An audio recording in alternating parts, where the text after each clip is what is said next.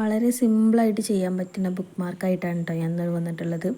അപ്പോൾ കുറച്ചൊരു കട്ടിയുള്ള പേപ്പറോ അല്ലെങ്കിൽ ചാർട്ട് പേപ്പറോ കാർഡ്ബോർഡോ അങ്ങനെ എന്തെങ്കിലുമൊക്കെ എടുക്കുക. അതിങ്ങനെ നിങ്ങൾക്ക് ഇഷ്ടപ്പെട്ട നിങ്ങൾക്ക് വേണ്ട ഷേപ്പിൽ വെട്ടിയെടുക്കുക.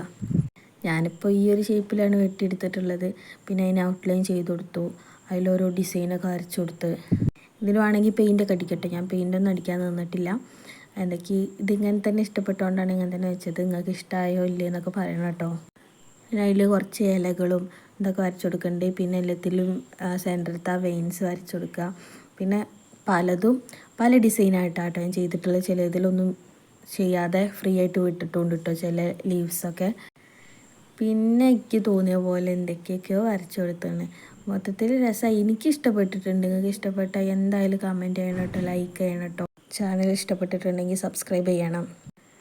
അങ്ങനെ ഇതൊക്കെ വരച്ചു കൊടുത്തതിന് ശേഷം മുകളിലൊരു ഹോളിൽ ഇട്ട് കൊടുത്തു. കത്രിക ഉപയോഗിച്ചിട്ട് ഇട്ട് കൊടുത്താൽ മതി കേട്ടോ.